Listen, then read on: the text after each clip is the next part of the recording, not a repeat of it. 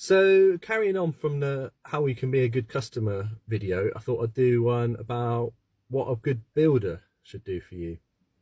Now, I do renovations, so I do every different trade that's required in a whole house renovation, all maintenance of properties, and all handyman jobs. So I do a bit of everything. Um, what a good builder should bring to the table, bring to you, the customer, is they should provide all their information up front. That's the company number, where the company is registered, websites, written quotation. It's got to be in writing, fixed price quotes, so that you, as the customer, you know how much you're going to pay at the end of it. All the risk is then on the builder, which I completely believe in and agree with. So that's all the legal side of it. Google them as well. If you can't find a builder on Google, don't trust them. I've made that mistake myself. Just don't trust anybody. Even if they go, oh, I'm old school, don't do all that internet stuff. It's all word of mouth. Sorry, I don't trust you. I can't trust someone to come in my house, start smashing stuff up and rebuild it if I can't find a trace of them online, especially with money. How do I know? Oh, well, word of mouth, verbal, doesn't work for me. It's got to be in writing, and you've got to be able to find them. Not just a mobile number. You need addresses. People, you need to give proper quotes. Estimate, that's a big red flag to me as well. Don't go on estimates unless they've discussed, I want to do the job, I'm capable of the job. You've seen the other work I've done for you, Mr. Customer XYZ. You can trust me, you know that I'm capable, but I don't know how long it's going to take because there's so many variables. Then you could go ahead on a day rate. But normally, unless that trust has already been built up between builder and customer, I'm not normally even suggesting day rate as an option. So what else can a builder do? Now, this is 2022. They should be communicating. To me, another big red flag is that builders who don't communicate, or they've come around giving you a quote and suddenly they've gone quiet, or they've even started on the job. Partway through, they've gone off on another job, and then they've gone quiet and you can't get hold of them for 4 days. To me, one of the biggest disrespects is ignoring messages and not responding to them, or phone calls, not responding, or being late. No excuse for any of it. In today's age, you can send a WhatsApp message for free. You don't need, my text messages cost me 15p, or my phone calls were at £10,000 per second or whatever. You don't need any of that. Everyone's got a mobile phone in this day and age, and they can text you, and they can message you. And if you've messaged them at 11 o'clock at night, they don't want to respond at 11 o'clock at night, the builder can then respond the next day or the next day after that. Sometimes I do get new leads come in from potential new customers who I don't know, and I fully put my hand up and admit I might not have responded for a couple of weeks because I've been really super busy. That's not great, but I do respond to everybody. Another thing I've remembered actually is being a good customer. Leaving voicemails is quite a pain. It's so much easier to leave a voice note on WhatsApp or a text message. WhatsApp's really good because you can read something, and then if I go, I can't respond now immediately, I can mark it as unread. Text messages are rubbish, can't mark them as unread. So I read it, go, I can't respond now, and then because it's not flagged up as one new message, I can't mark it as unread, then I miss it.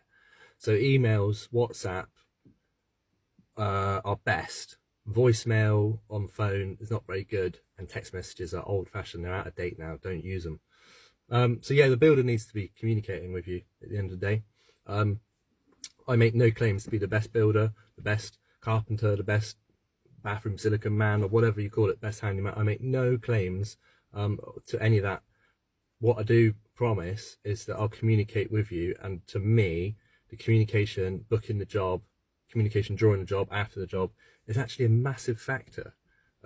You're providing a service, and if the customer's going to trust you and want you to come back and do more work, if they can't get hold of you or you're not responding, big red flag.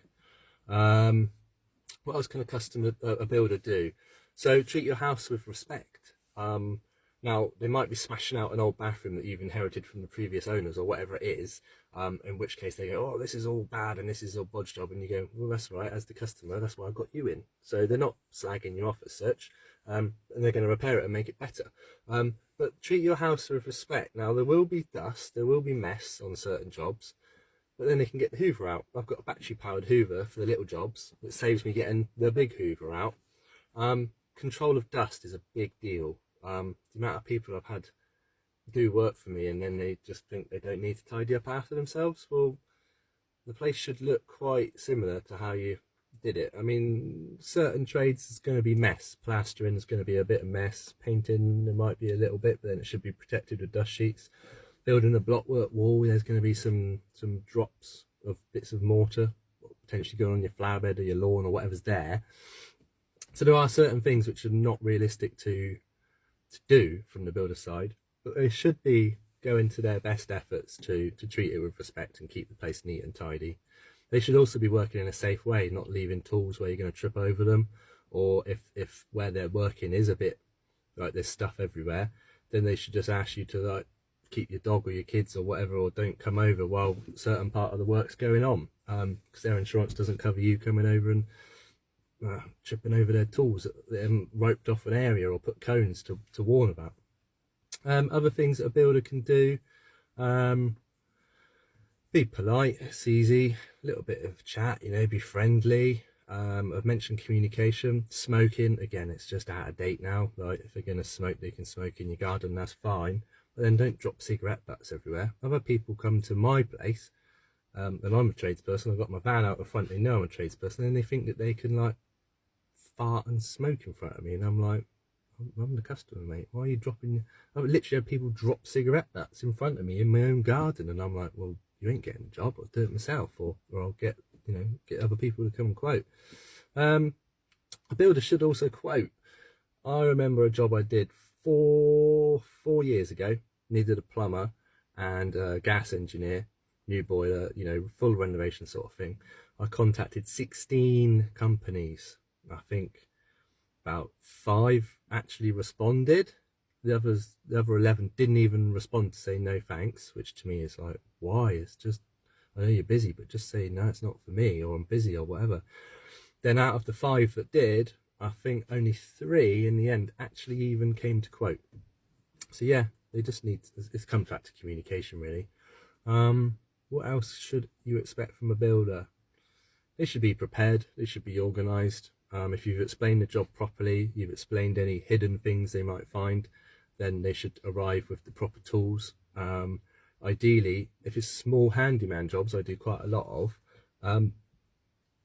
you'll find I ask a lot of questions because I want to be prepared and turn up with the right parts. If you want me to change a toilet seat or something relatively minor, I'll ask you certain things about it to make sure I get the right one, because I don't want to turn up and I haven't got all the right bits. So they should be thinking about your job before they arrive, so they're planned and they're organised for it, rather than turn up, oh, now we've seen X, Y, and Z, we've got to go and get some bits, and you don't see them again for 4 hours or until next week or whatever it is. So yeah, planning, organisation.